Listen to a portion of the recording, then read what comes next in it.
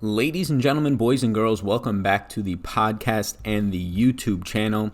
Merry Christmas, happy holidays, whatever you may be celebrating today and this week.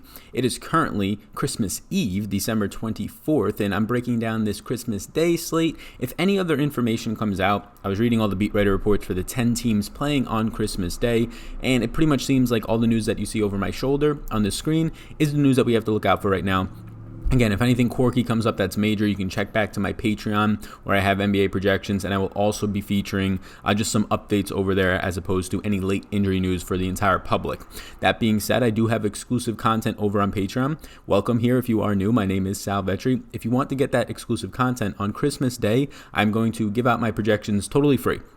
All my projections totally free for the NBA and my player pools. All you have to do is follow me over on Instagram, and I will link up a story tomorrow morning, or even maybe later today, depending on when I get the projections done, and you can go over and you can get those projections. So follow me over on Instagram, Sal Vetri over there. It is linked up down below. You can get my NBA Christmas Day projections for DFS for DraftKings, and they can be easily converted into FanDuel or FantasyDraft. So check that out. Speaking of FantasyDraft, linked up above, or pictured up above, is FantasyDraft. They gave me another free roll. They keep doing it. I love FantasyDraft. The last week or two, we got a new guy in charge helping me out over there, giving us a ton of free rolls. There are 25 prizes up for grabs, totally free to enter. The link will be down below. It'll go over to my Twitter because otherwise you get banned if you put links now to gambling websites, quote unquote, DFS sites. So it'll go over to my Twitter. If you're not following, hit me with the follow real quick. But then also, enter that draft. Or enter that fantasy draft contest. I'm in there. It's a 500-person field. There's only about 50 people in, and 25 people are going to get prizes. So right now it's a 50% payout. It won't stay like that. More people will get in there, but be sure to get in there. It helps me out if you join. But again, it's totally free. You're getting 25 tickets, or giving away, again, totally free to enter. So check out Fantasy Draft. That is going to be linked up down below, as well as my Instagram down below, where you can go over and you can get my NBA projections for free. If you're interested in becoming a Patreon full-time and just want to do it for the month, I have NFL content, NBA, going to have PGA. You can check that out. I am an independent content creator. Excited to have you here for today, Christmas Eve and Christmas Day. NBA basketball is special for me personally, but then also I made my first ever NBA DFS video last NBA season. Or last Christmas season on Christmas Day, early in the morning at 6 a.m. in my car because there's so many people. So go check that out if you're interested. But let's get into this now. Hit the subscribe button. I really do appreciate that. The goal would be to get to 17,500. So little Christmas gift if you can do that. Thank you so much. Starting with the injury news in Boston. Gordon Hayward is questionable with an ankle. He is actually expected to play, according to Brad Stevens. This would impact Jason Tatum, Jaylen Brown, and Kemba Walker's overall upside. Marcus Smart originally ruled not expected to play by Coach Stevens on Sunday. He then practiced on Monday, so we'll see if anything changes there. Keep an eye on Marcus Smart. It seems like Tatum is going to play. Marcus Smart questionable would impact Brad Wanamaker's minutes, Kemba Walker's assist percentage, and also steals rates. In Golden State, Glenn Robinson III missed Monday's game, which allowed Damian Lee to see a bigger bump in minutes and more shots, as he has been seeing. Robinson more of a secondary option now from this team. Jordan Poole saw a little bit more run. No major news there in Golden State, aside from, Steph Curry still not going to be playing out there. In the Clippers, Patrick Beverley is questionable. He's missed a couple of games now. This would impact Lou Williams' minutes. This would impact Derek Walton Jr.'s minutes. Mainly Lou Williams would see a bigger bump here. Pat Bev at 5,100 is actually a nice play dealing with the scoring injury. No news yet on his expected status, but keep an eye on that. For the Lakers, both LeBron and AD are questionable. That is not what the NBA wants to see on Christmas Day, but LeBron has already said that he is expected to play, and so if sources close to LeBron, this would impact Rajon Rondo's overall assist percentage, point guard run, Anthony Davis as well, and then Kyle Kuzma. Anthony Davis is questionable with an ankle. I would imagine that he's going to try and suit up here. He's been playing through these injuries all season long. This is somewhat of a new injury compared to his shoulder. This would impact LeBron if there's no AD. Kyle Kuzma, who's been on somewhat of a loose minutes limit in the low 20s to mid 20s. JaVale McGee and Dwight Howard, you'd have to have a lot of shares of both of those guys if Anthony Davis was to miss. That is probably the biggest news we're monitoring right now, is this Anthony Davis news. It seems like LeBron should play. AD, really truly questionable right now. And then just following up with some of the players who have been out, but if you are new to the NBA or you're a casual player who doesn't play as much, I'm going to help you out with the guys who are big, impactful news that have been out for maybe a couple games to weeks now. Starting with Eric Bledsoe, his fibula, George Hill, Dante DiVincenzo has been playing a ton of point guard DiVincenzo over George Hill right now. Those are the two main benefactors. Chris Middleton, who's been on still this minutes limit, but maybe with this game against Philly, only a 1-point spread, stays closer. Maybe get more Middleton. Matisse Thybulle for the Philadelphia 76ers. No major news here. He's flat minimum. He's not involved that much. He was playing at times this year, 10 minutes. Furkan Furkan Korkmaz will see a bump, and as well as Shaq Milton. So nothing really for DFS. And then Toronto, Pascal Siakam, big news here, is still out. Serge Ibaka, Rondae Hollis-Jefferson, OG Anunoby, Kyle Lowry, all these players see minutes bumps and usage and productivity bumps. Norman Powell out will just add even more minutes for OG Anunoby. Stabilize Fred VanVleet around 40 minutes. Terrence Davis has been seeing some minutes as well. And finally, Marc Gasol for Toronto is out again. Serge Ibaka, Chris Bouchard will fill up those backup center minutes, with Rondae Hollis-Jefferson also sneaking in there for a few. The biggest news, Anthony Davis tracked that, and then also some of these Boston players. They are key rotational pieces that will play 30-plus minutes each in Marcus Smart and Gordon Hayward. Let's go over to our target offense sheet here. I'll blow this up for you. Again, if you're still watching right now, I really do appreciate it if you hit the subscribe button. If you're listening on the audio version of the podcast, hit that 5-star rating review. It takes a couple seconds if this video helps you out at all. That is the biggest way to help this channel grow, show some appreciation. I really do appreciate that. Again, Merry Christmas, Happy Holidays. Let's get this. So, 5-game slate today. It's interesting. The highest total that you're seeing is Houston. Dwayne Wade tweeted something that you should have, similar to the All-Star game, have to win your spot onto these Christmas Day slates because they're so valuable. I kind of agree. Like, I don't want to watch Golden State's G League team and the Santa Cruz Warriors and then watch the Pelicans, who have lost, 13 out of their last 14 games against Denver, who are 10-point spreads here. I don't want to watch these games. I get it. They didn't know that Steph Curry was going to get hurt or Klay Thompson was going to be out for the entire year when they started this season, but it's still just brutal to be watching. Starting in Toronto and Boston, the lowest total on the slate, 214, 2.5-point favorites for Boston, just shows you how good of a team this Toronto team is, with Pascal, probably their best player, out. Marc Gasol, one of their top 5 players, out. Norman Powell, rotational piece, but still 3 of their top 8 players out in this one in their rotation, and they're still only 2.5-point underdogs here. This one starts at noon. Nothing really crazy from this. We'll go into my early interest in a second, but yeah, I'm not too big on really either side in this. They're appropriately priced at this point. We'll have to track Gordon Hayward and Marcus Smart. The pace in this one is going to be the lowest projected pace of the day per team pace statistics. You have Not great stuff here for these games. Slow pace, Boston will pull it down. Toronto plays around the league average. Boston plays below it. 2.5-point spread. You have Boston with a 108.25 team implied total. I'm okay getting to some Kemba. I'm okay getting to some Jason Tatum, but nothing really stands out. The bigs here will have a difficult matchup. Ibaka is fine down low, nowhere near as difficult as if you had Pascal Siakam there as well. So just middling small ownerships on the Boston guys. Toronto, you have to prioritize now at the high 8K range, right next to Russell Westbrook. Kyle Lowry, I think it's fine. The guy's averaging close to 1.4 fantasy points per minute with no Siakam this year. His assist rate goes up, his drive rate goes up, his field goal percentage, everything, usage, point per minute, production of fantasy, everything goes up. I think that's fine. You're going to get a lot of minutes out of Ibaka, who's now priced up. He seems okay, but not a priority. OG Anunoby, still at a nice price point. These secondary options seem more appealing outside of Lowry. Your Rondae Hollis-Jeffersons, your OG Anunobys. The guys who are in the 5K range who are going to pick up somewhere. I mean, you saw Hollis-Jefferson in the last one play 30-plus minutes and by a good margin. If you get that out of those types of players at 5K, I do think it's a nice spot, especially against Boston, who the center position has been weak this season. If anything, they're playing really small, not closing with centers for a lot of their games. Philadelphia and Milwaukee, man, we saw Giannis versus Joel Embiid, 2 or 3 times last year, not counting the playoffs in the regular season, and they were both going bonkers. I love this spot for Giannis. I love it. Yes, Philadelphia is fantastic on defense. This is a pace down spot for Milwaukee, huge pace up spot for Philly. But I love this spot for Giannis. It does not get much better than securing Giannis for 32 minutes in this one. It's Christmas Day. The game's going to stay close, a 1-point spread, a 110.5 team implied total for Milwaukee, where they come in 1-point underdogs. Giannis might play 35 minutes for the first time, I think, all year, outside of overtime games. Giannis has been blowing teams out left and right. 11,300. I prefer Giannis over Harden up top. Giannis is my primary pay-up option. You have some nice options in the 9K range, maybe a little bit of a too cheap LeBron James today. The defense is definitely difficult. They actually have Al Horford there, who's supposed to be the quote-unquote Giannis stopper. Not too sure anybody is outside of Kawhi like we saw last year. But I think Giannis is fine in this spot. You're going to get a secure 32 minutes out of a guy averaging damn near 2 fantasy points per minute. I do like that. For the rest of Milwaukee, I'll take some shots on George Hill. You're probably getting 22 minutes or so, backing up Dante DiVincenzo at the point. Maybe he runs into 24 minutes. Dante DiVincenzo seems okay, not really a priority. He seems appropriately priced where he's at for his 25 to 26 minute role. So really it's just a lot of Giannis here for me, and then some middling interest as a cheap value type play in George Hill. On the Philadelphia side, Embiid's fine at 9,800. I prefer LeBron at 9,900 though. Rest of Philadelphia seems appropriately priced for the matchup. Ben Simmons, you can talk me into in the low 8K range, but not really a priority. Al Horford, I don't want too much of. Tobias Harris at his price point for the matchup.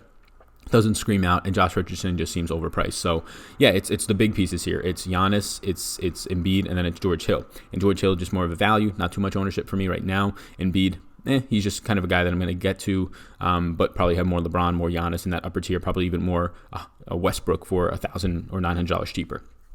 Looking at some of these other games, Houston versus Golden State, D'Angelo Russell's too cheap, especially for this matchup where they're going to have a huge pace-up spot. Gaining 4 possessions is what I have for this in my projected pace model for Golden State. D'Angelo Russell's price point keeps dropping, even though his minutes are stabilizing / increasing here, and it's just a good spot for a guy who's 7,400. Christmas Day, there's probably not another person in the league compared to D'Angelo Russell that just wants to shoot a ton on Christmas Day. I have it right now for about 24 shot attempts for him at 7,400. It's one of the better mid-range options on the entire slate. Usage percentage is elite. Point per minute production is fine. All you need to do is get those 32-plus minutes out of him instead of the 28 to 29 like he sees here and there. Seems like you're getting more stability in the minutes. He's my favorite play from Golden State. And it's really not even close. After that, I do have interest in Alec Burks, but I do prefer a lot more of D'Angelo Russell, even for the price increase. Alec Burks continues to shoot. They just don't have too much depth. Glenn Robinson being out just secures Alec Burks' minutes at the 30-minute range and gives him a bump maybe to 32 to fill some more space on the floor for Glenn Robinson's 16 backup minutes, or if he was to start his 30 starting minutes. Alec Burks is a shooter. I want to take that in a spot where they're 10-point underdogs here, but they're still implied for a 109 team implied total because they're just going to have to keep up. So give me D'Angelo Russell, give me some Alec Burks. For the rest of the team, Willie Cauley-Stein still too cheap for value. I think he has to stay in this game, right? I think they're fine keeping Willie Cauley-Stein in, who seems to stable minutes, right? 28, 30 minutes over the last few games. It's staying around there, barring foul trouble. He's going to play, it seems, 28 to 30 minutes, and he's still in the 4K range. That's too cheap. I prioritize Golden State as, right now, D'Angelo Russell, Willie Cauley-Stein, and Alec Burks. Really don't want no Draymond. Don't have any interest in any of the other guys. Houston side, yeah, you can get to Harden. I'm not going to have 0% Harden. I just prefer Giannis. If you told me if I was playing one lineup, should you start with Giannis or Harden? I don't think there's enough value to get to both. I would start with Giannis, better fantasy point per minute producer. Not going to play as many minutes as Harden. Harden probably goes in this one for 36 to 38. But if you tell me Giannis has the best chance on the season to play 35, yeah, I'm going to get to Giannis, especially since he's cheaper. Better overall fantasy producer. But Harden's fine if you did want to get to him. Maybe you're trying to game stack this one thinking that it captures the highest team total at 119 on the slate for Houston. 10-point favorites here. Slight pace down spot, but nothing crazy. I wouldn't think that you're crazy if you wanted to do that. I just prefer Westbrook. He's cheaper. He's easier to get to. You can play lineups where you get to Westbrook, who has the 60-plus point upside that Harden does, who has been very consistent getting you to the 50-point range and is now priced to get you to 45 points. I like that a lot. And then or to get you to around 50 points, a little less, 47 based on his price point if you wanted to hit sort of quote-unquote 5x value. So I think that's completely fine. You could pair that with Giannis. So I like Westbrook the most. PJ Tucker's always an appealing value to me just because he's going to play 40 minutes in this game. He's going to probably not be needed as much, but I could see Houston playing smaller. Just naturally, it's hard for them to play intentionally smaller because they have to keep Capella out there because they don't have much more.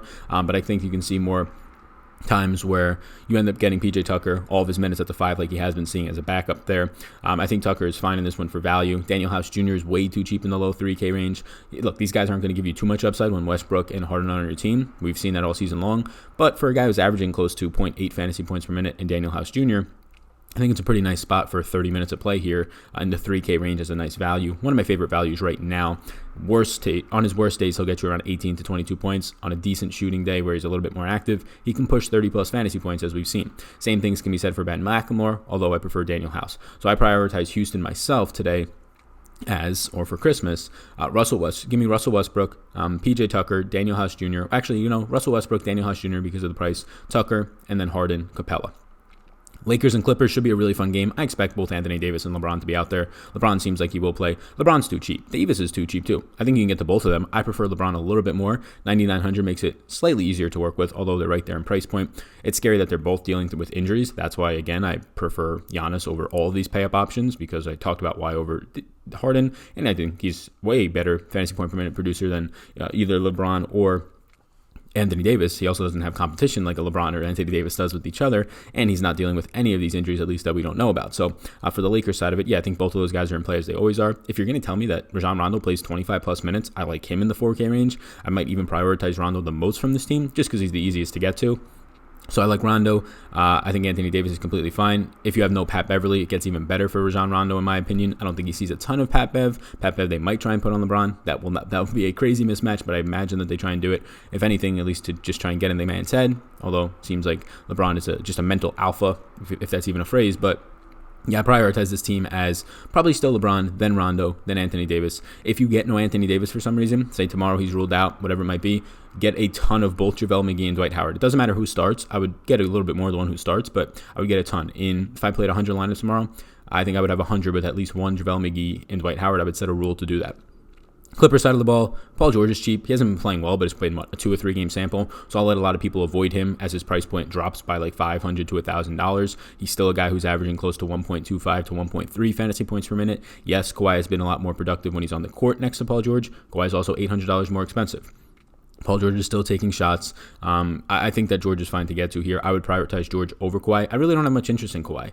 He's averaging close to 1.35, 1.4 fantasy points per minute with George on the court this year. That's a very good production. But he's priced right next to Westbrook, who's playing just as well, has a bigger ceiling on him, gets into the stats a little bit more, has probably a much easier matchup, Westbrook against Golden State, if not the easiest on the entire slate, as opposed to the Clippers, which is going to be a very nice, I would say, somewhat defensive battle. The total doesn't imply that, but more difficult to get your points on your said possessions. So, I just don't get too much Kawhi in this one. The Clippers, if there's no Pat Bev, gives me some more interest in Lou Williams, but for the most part, it's Montrezl Harrell. His price point drops proactively, dynamically because of DraftKings pricing, $1,000+ because of the matchup. Really difficult matchup for Harrell, but $5,500 for Harrell, who they're not going to be able to keep Zubac out there. They're just not. Anthony Davis, JaVale McGee, Dwight Howard will just pummel over Zubac. Harrell's going to have to play 32+ minutes in this one. I'm going to project him for 32. He's going to pop off my sheet for $5,500 price point. He's going to be projected for somewhere around 31 fantasy points for me, 30. That's going to be a very good value on the slate. One of my favorite plays on the slate, favorite play from the Clippers.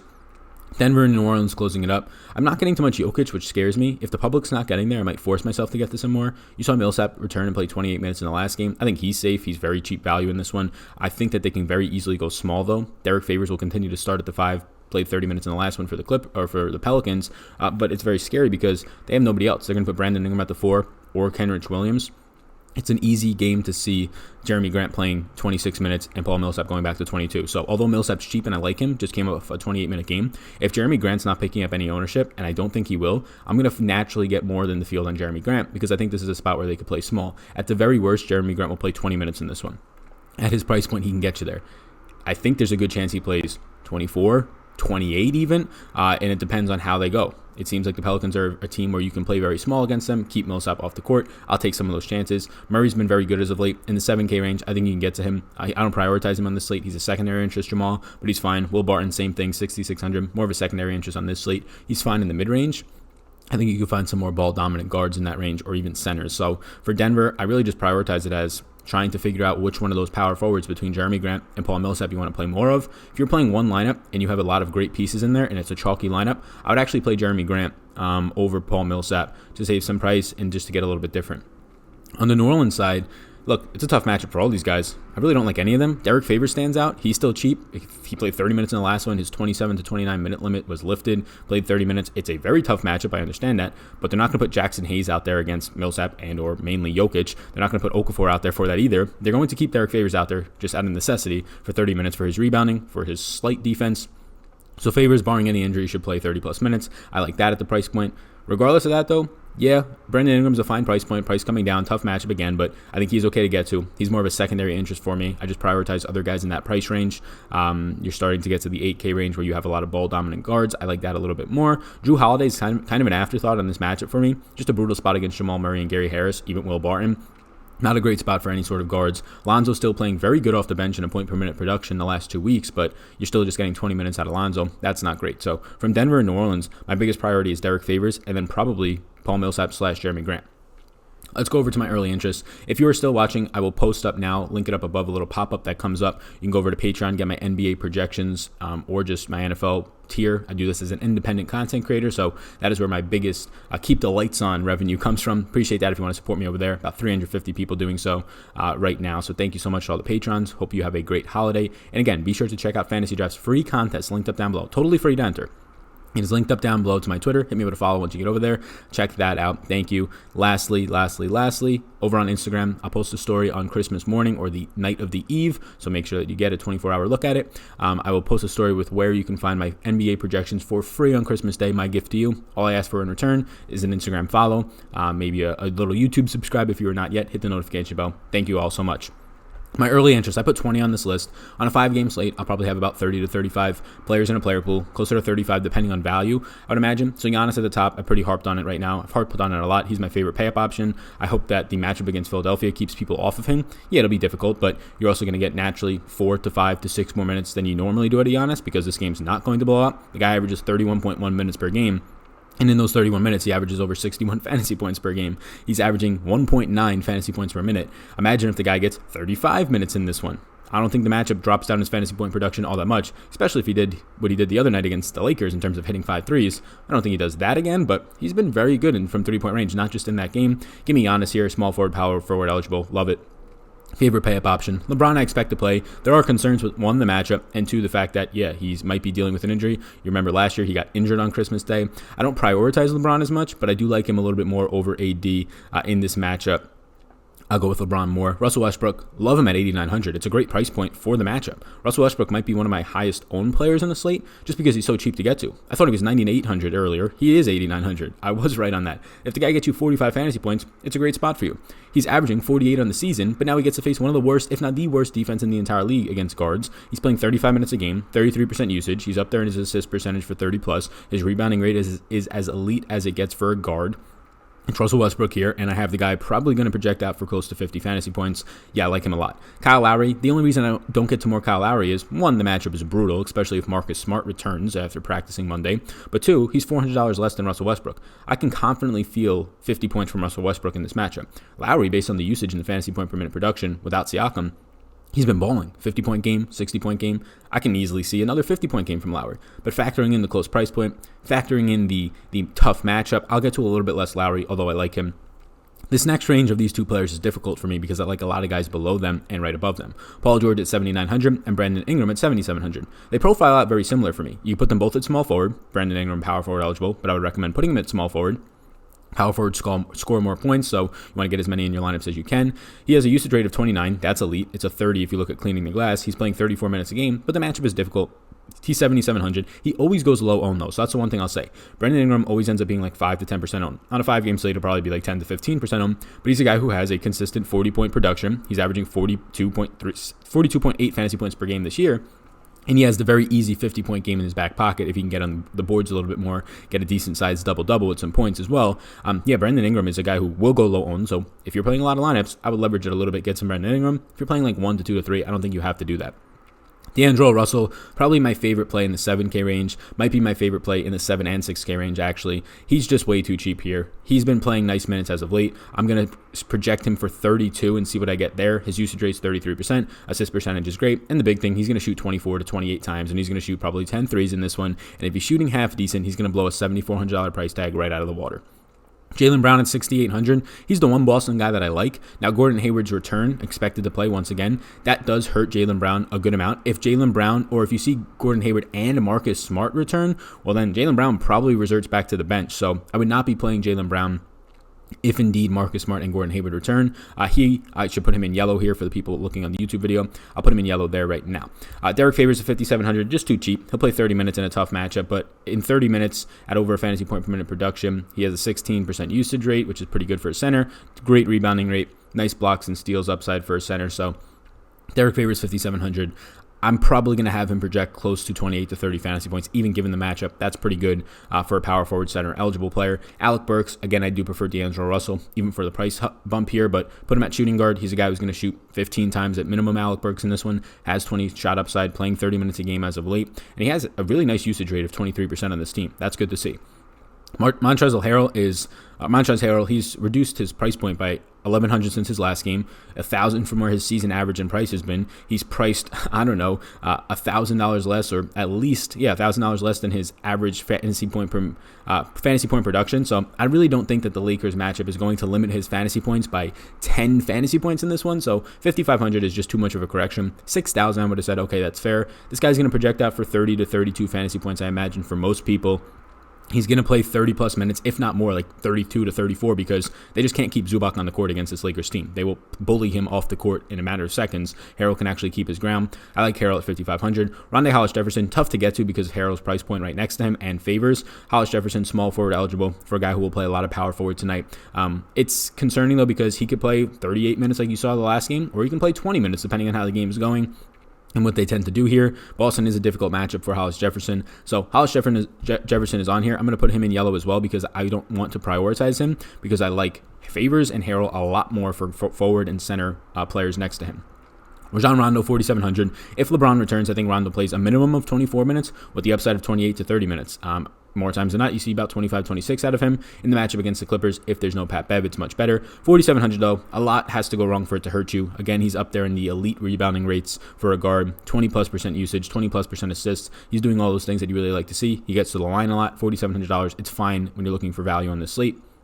Paul Millsap, I am a little bit concerned about because they can easily play slow here. He's playing 25 minutes a game, played 28 in the last one. All that looks great. It really makes me want to get to a $4,600 Millsap with decent volume. But again, you've seen it a lot this year. When they play smaller teams like the Pelicans, they will easily, well, the Pelicans have a lot of centers, but not a lot of power forwards. I mean, Brandon Ingram's playing power forward.